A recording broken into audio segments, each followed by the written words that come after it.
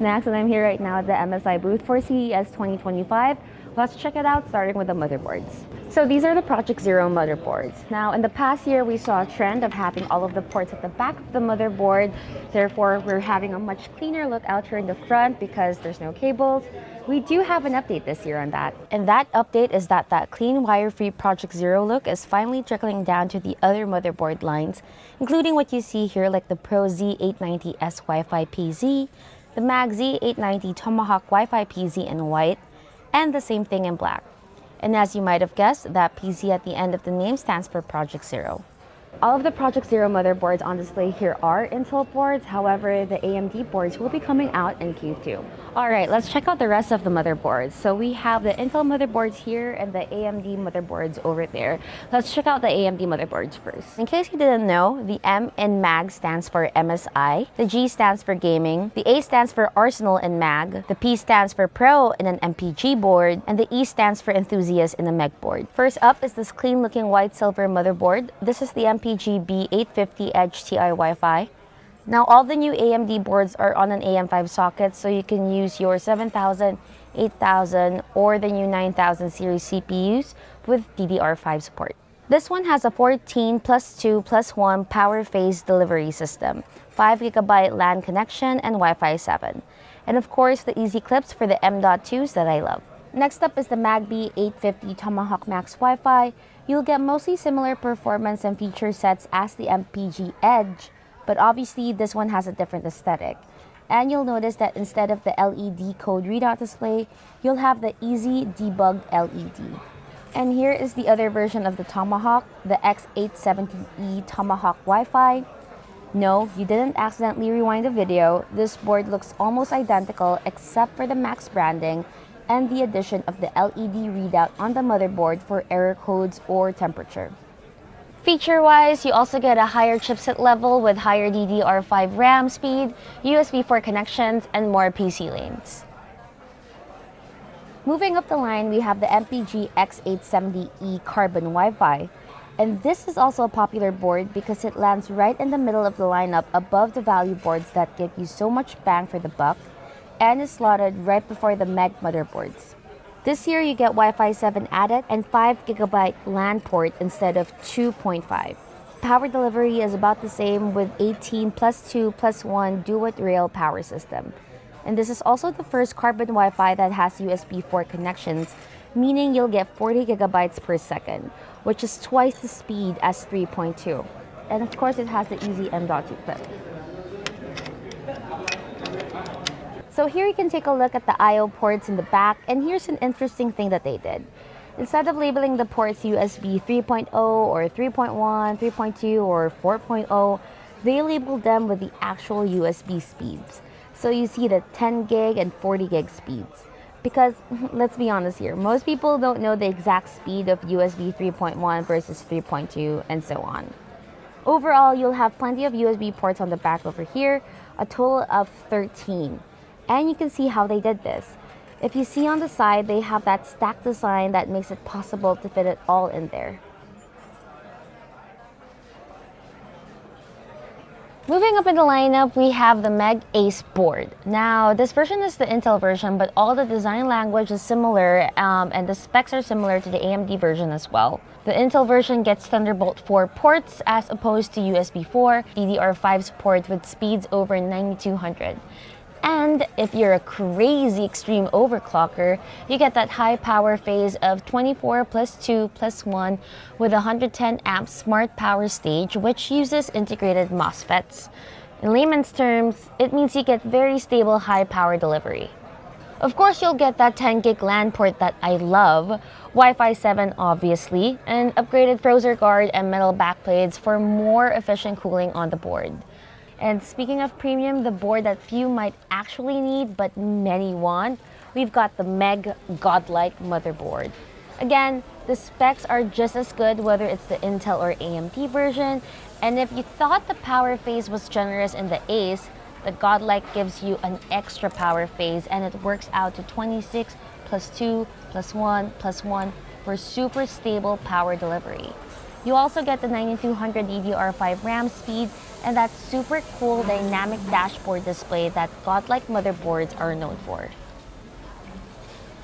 The amazing Mr. Cliff from MSI also took us on an awesome guided tour where we saw an ITX version of the Edge motherboard. And I think it's super cool that MSI is still supporting that smaller form factor even though it's becoming more niche. And of course, I have to mention one of my favorite motherboards, which is the Unify series. We didn't get a Unify board last year and I was kind of sad about that, but this year the Unify is back with a Unify X motherboard.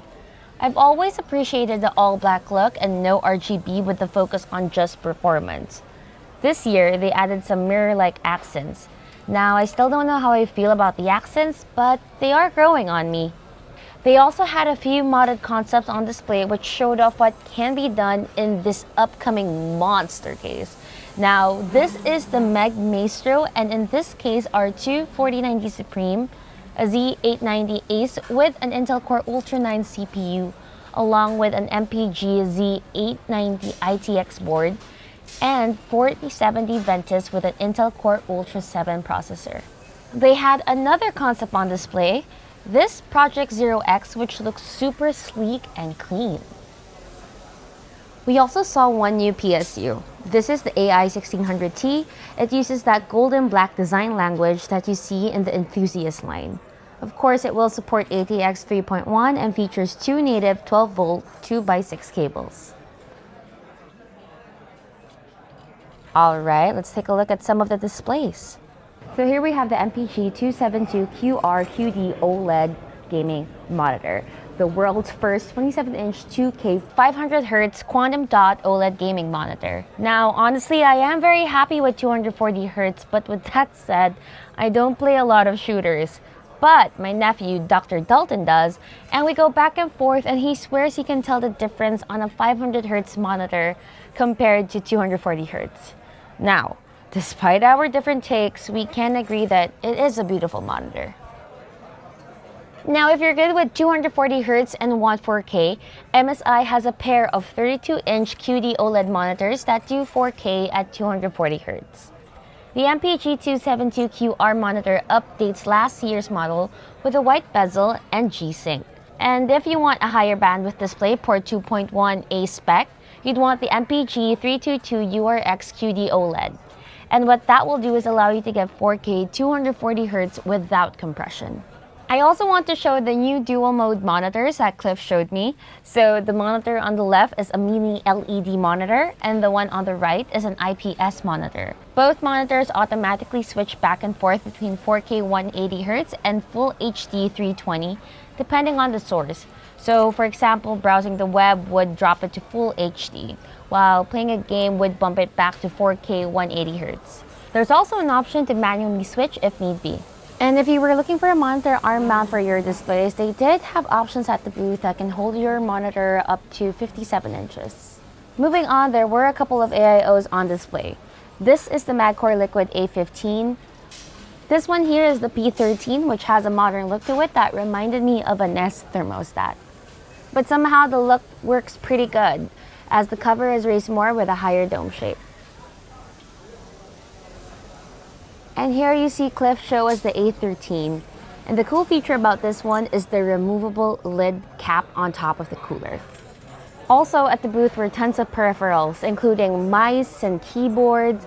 If you're looking for a wireless gaming mouse, I really like the feel of the Versa Pro wireless mouse. This one has a true 8,000 Hz polling rate and up to 26,000 dpi. When testing it out, I didn't notice any lag at all and it felt really good. You can also charge it through the charging puck or use the wire if you like. And the wireless connectivity includes Bluetooth and 2.4G wireless. Next up, Cliff showed us the new Force Pro, and this controller was very impressive. Everything was customizable and I loved how they utilized magnets. All the control sticks were removable and swappable as well as the D-pad. Getting in there to swap and remove, which sometimes can be a chore, was really quick and easy thanks to the use of the magnets. Moving to keyboards, MSI had a handful of keyboards and the biggest update was that they finally had hot swappable keycaps. Now, I'll be honest, if you're a keyboard snob, you might have your reservations towards their first release of hot swappable keycaps. But this is a really big step in the right direction and a pretty solid first go at it. For the next iteration, it would be cool to see the base made out of metal instead of plastic. But on the flip side, the price point is expected to be around $80. Next up are the data mags, and I love these things. I saw them at Computex last year, and they're super useful and easy to connect to your phone, your laptop. Personally, they work really well for when I'm on the go and during events like these, so I can edit on my laptop and store tons of footage. The 20GB version is already out, and they're going to release a 40GB version, which I'm looking forward to.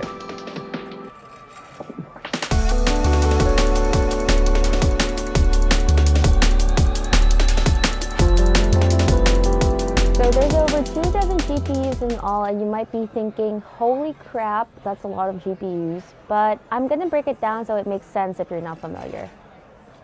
There's 5 main platforms, and each one has its own cooler and shroud and style. And within the shroud will be a card from a 5070 all the way up to a 5090. Starting with the entry-level cards is the Inspire line, and in that lineup you can get a 5070, a 5070 Ti, or a 5080. Above the Inspire we have the Ventus line.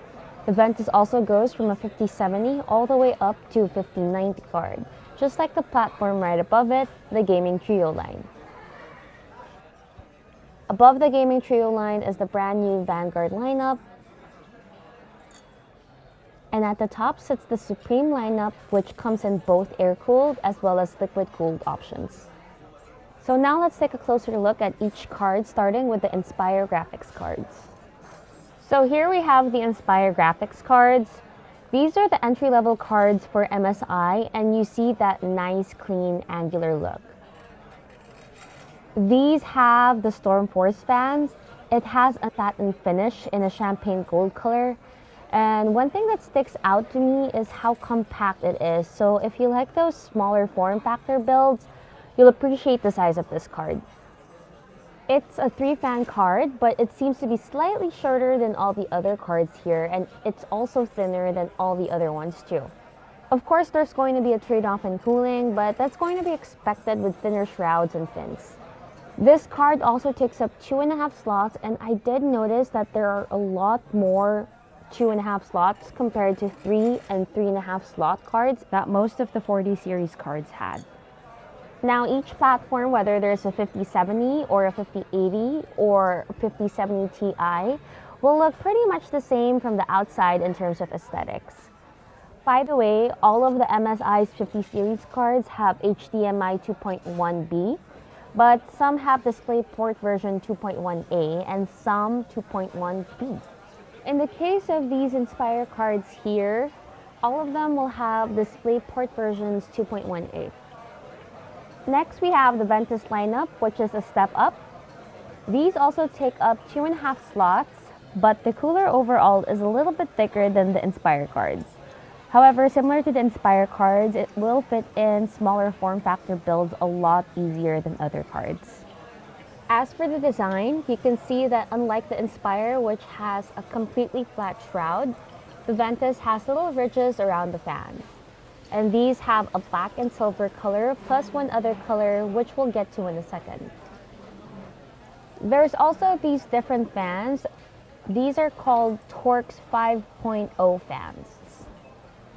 And also one thing to note is that the Ventus lineup is the only one that has that 240 looking 2-fan cooler. So if you guys like those 2-fan style, the Ventus is the way to go.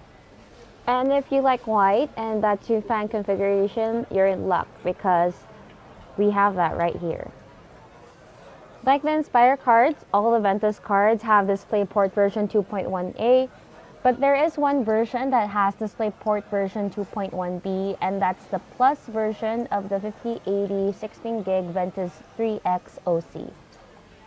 By the way, the main difference between the 2.1A and the 2.1B port is that with the 2.1B, you could run longer cables without losing signal. Yeah, look at the 5090 version. I mean, you can see that it's noticeably thicker than the 5070. One level up are the Gaming Trio cards. So these are thicker with better cooling, but with that extra cooling, you get a larger form factor. So you can see here, you also get some RGB that runs on the 1 and 7 o'clock positions of the middle fans. And like the Inspire cards, these use Storm Force fans, with the difference being textured blades at the end of the fans. You can also get the gaming trio versions in that clean white as well for the 5080 and 5070. You might have noticed that white has become super popular and difficult to find, but they did tell me that the production number for white colors will be increased in the 50 series, so we'll see what that really means once they're released. Here's a look at the backplate. It does have a well-built look to it. It doesn't look cheap at all. It looks and feels very luxe. I would just want MSI to know that I wish they would create their 90 series graphics card and their MEG motherboard in white, because I have so many people who come up to me and ask me for a high-end MSI build, but they want it in white. But moving on, for the few of you that need that longer DisplayPort cable run, the Gaming Trio line has DisplayPort 2.1B for 5080 and 5090 cards. Moving on to the brand new platform for MSI GPUs, the Vanguard line. Now, I mentioned in part 1, the launch editions will come with these cool Lucky the Dragon figures. There's 10 different ones, so hey, if you have tens of thousands of dollars, maybe you can collect them all. So the Vanguard editions look somewhat similar to the Gaming Trio, but there is that extra RGB flare that runs under the fans and along the sides. And you also have these carbon fiber accents in strategic spots on the card. Also, if you check out here, you can see the little claw or fin looking accents by two of the fans. You'll get DisplayPort 2.1A on all the Vanguard cards, along with the standard of 3 HDMI 2.1B ports. When I'm done here, I'll put up the Vanguard card side by side with the Gaming Trio so you guys can see. I honestly don't know which I like better, but full disclosure, I've never really cared much for RGB anyway. Alright, so now let's move over there because I want to show you guys my favorite, which are the Supreme lineup. I actually have a nickname for these cards, and it's Megatron, because the design language to me reminds me of something that Megatron would transform into. So it's very sleek, but tough, yet sophisticated. Okay, so here you can see an exploded view of a Supreme Liquid version. So I remember seeing this design for the first time at Computex last year, and I thought it was very impressive how they engineered everything together to keep it sleek. I prefer this look right here to the Vanguard because the RGB is just lit up in just the right spots with perfect angular accents, and it gives off a more sophisticated vibe compared to the Vanguard. I mean, don't get me wrong, the Vanguard is great if you're going for that more aggressive or gamer look and feel. What do you guys think? Which RGB placement do you guys prefer? Do you guys like the ones on the Supreme more or the ones on the Vanguard more? Let me know in the comments down below. By the way, I mentioned before on the other platforms that the shrouds get slightly bigger as you move up from the 5070 to the 5090, but the thing that's interesting in the Supreme line is that the shrouds and coolers are exactly the same for the 5080 and the 5090. So for the Supreme SoC, the 5080 and the 5090, and I'm just reading this off of the notes that I have, both measure 359 by 150 by 76 millimeters. And you get the same cooler size for the Supreme Liquid SoC as well for both the 5080 and the 5090.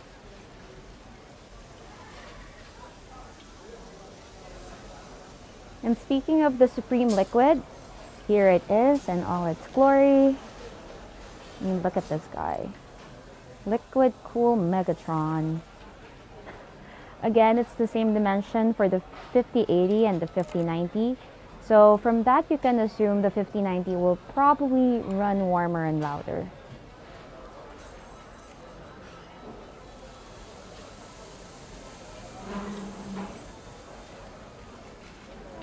And I hope you guys had fun.